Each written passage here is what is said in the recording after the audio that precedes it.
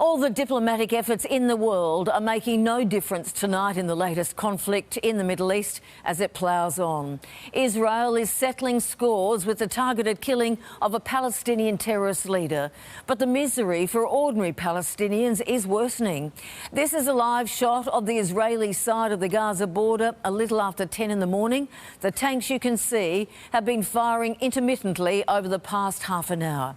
Here's our National Affairs editor, Hugh Riminton, and a warning, some of the pictures in this story are confronting. In Gaza, there's no break. All of the day and on through the night. The bombardment continues. A commander of the Palestinian terror group Islamic Jihad was killed in one targeted airstrike. The homes of senior Hamas commanders have also been destroyed. Israeli troops under orders to keep it up. The directive is to continue to strike at terror targets, says Israeli Prime Minister Benjamin Netanyahu, brushing off a personal call from US President Joe Biden to allow a ceasefire. Every single action we take, every statement we make is with the objective of reducing the violence and bringing an end to the conflict on the ground. Hamas is still firing rockets, hitting Ashkelon and wounding 7 Israelis in Ashdod. The Israeli mood is not for stopping. I hope the army will do his work and they will go on doing it again.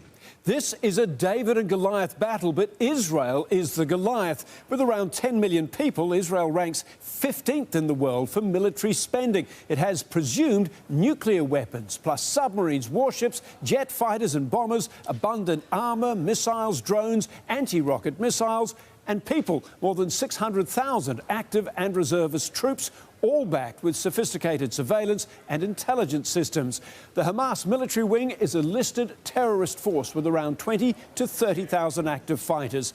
Their main weapons are rockets, thousands of them manufactured in Gaza with help from Iranian advisors. More than 200 people have been killed now in Gaza, including, says Israel, dozens of militants, but also 34 women and 58 children, with more than 1,000 injured. A few of those have been allowed to cross into Egypt for treatment. Gaza's hospitals, already hard hit by COVID, are now totally overwhelmed. Every day we see more deaths, we see more destruction, we see more severely injured people. And on top of that, we are now also really starting to see severe damage to health facilities. The Israeli death toll is unchanged at 10, including 2 children.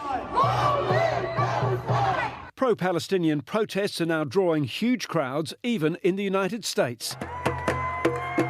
But in the Middle East, Israel is degrading the Hamas military infrastructure and settling scores. It will stop when it's ready. Hugh Riminton for 10 News First.